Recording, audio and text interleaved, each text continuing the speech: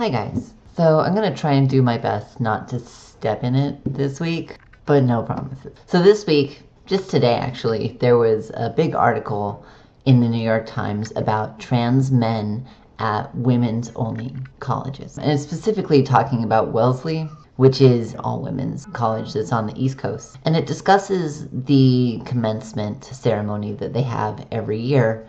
And during that, they sing America the Beautiful. But when they sing this, they say, and crown thy good with, and then all the women say sisterhood. Sisterhood. And it's this big, like, empowering thing. Like, look, language is important. Brotherhood is constantly being used to refer to women, and everyone. And we're using male language to include everyone. And so changing that, being aware of language, is incredibly powerful. But now, because the campus and the student body wants to be inclusive, some people are trying to change this. Some of the people who want to be inclusive are now saying siblinghood.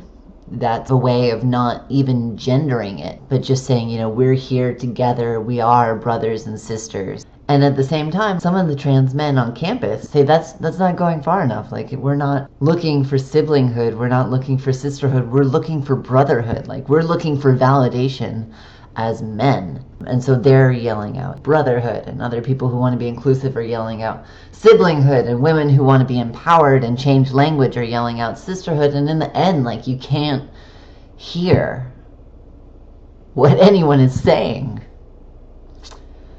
And that, to me, is the problem. It's the problem here. It's a problem with language, but it's also an issue that's very deeply rooted in what it means to be a man and what it means to be a woman, and what it means to change that or be fluid between those things. It's so rooted in our culture, and I find myself conflicted where I'm saying, yes, stay, be a part of this, but stop building your brotherhood in the sisterhood.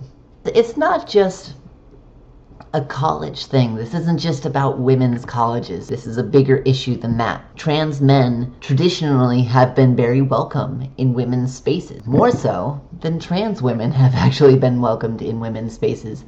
Trans men were allowed at Smith decades ago, and trans women were allowed at Smith last year. So it's this weird thing where women's spaces want to be accepting and inclusive of trans men and then exclude trans women. And to me, this speaks to society's perception of trans people as their biological sex. So they look at me and they say, you're a trans woman. Well, you're actually a man, so you're not welcome at this women's college. But this trans man here, well, they're actually a woman, and so they're welcome.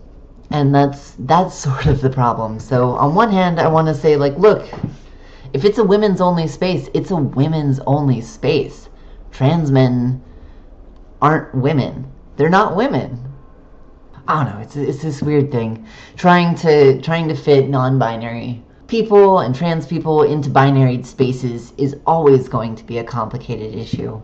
But the New York Times brought this up, and I had all these feelings about it and wanted to talk about it. And I wanted to hear what you guys thought as well. So if you have any thoughts about this, about trans people, about trans men in women's spaces, or trans women in men's spaces, please leave a comment down below and let me know. Also, if you like the video, if you like the topic, go ahead and click the like button. Apparently that helps out. It's a good thing. Anyway, thanks for listening, you guys. I'll see you guys next time. Bye.